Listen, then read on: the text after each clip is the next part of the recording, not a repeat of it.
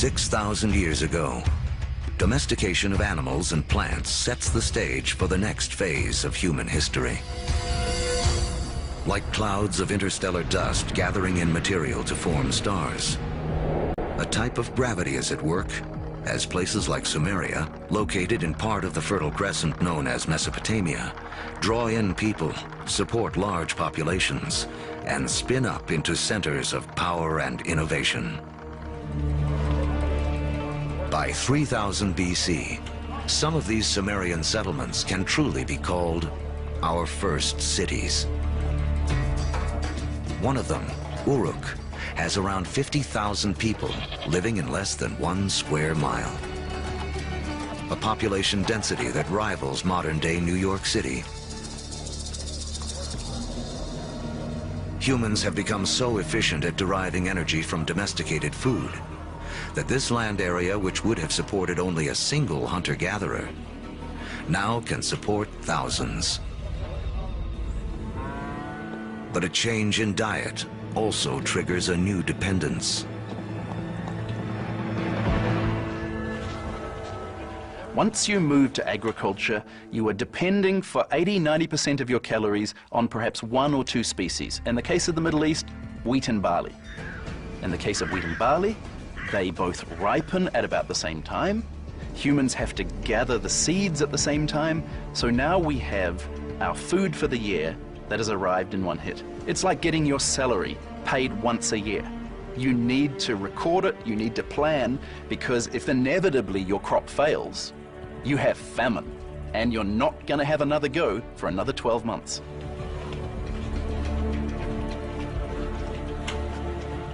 In these first cities, crops are king.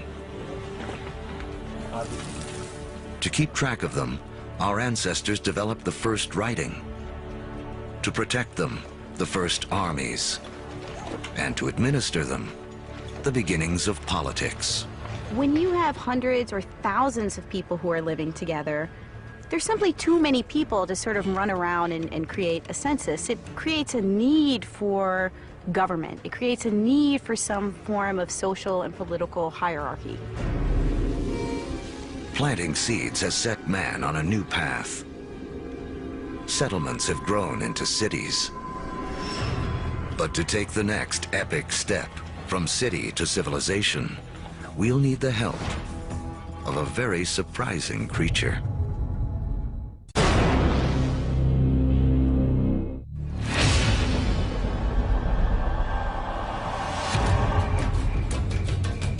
"5,000 years ago, after wandering the earth for more than 100,000 years, mankind has begun to settle down. We cluster near rivers, along the Tigris and Euphrates, the Nile,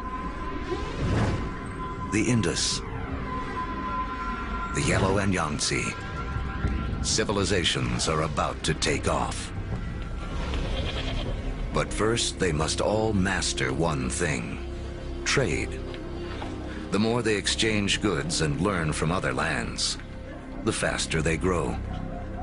It seems that long-distance trade and communication is a necessary precursor to allow urban civilization as we know it.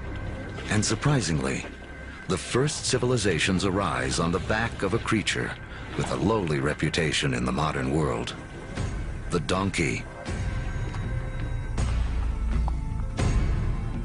The donkey caravan is the interstate highway and high-speed internet of its day. Their routes will lay the groundwork for the modern world.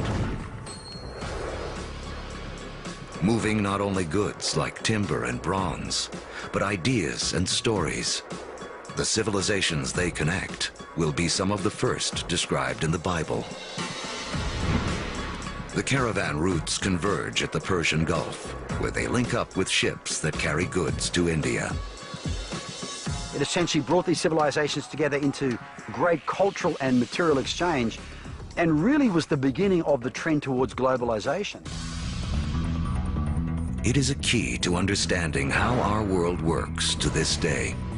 Just like the first civilizations, we trade and form networks. These networks form hubs. And throughout history, being at that hub has meant one thing. By 2000 BC, humans have gone from humble huts to massive monuments. In Africa, great pyramids arise on the banks of the Nile. And back in Sumeria, artificial temple mounds called ziggurats climb ever higher toward the heavens. To cement these massive structures together, the builders of Sumeria turned to a substance that oozes from seepages along the Euphrates River. It's called bitumen.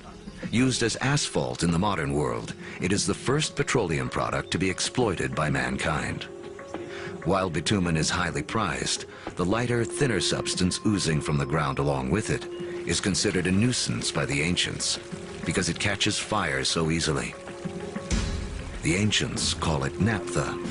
We call it gasoline. And it's one of the first indications of the vast oil fields that will one day turn the cradle of civilization into a center of wealth and warfare. The legacy of these first civilizations can be seen in surprising ways.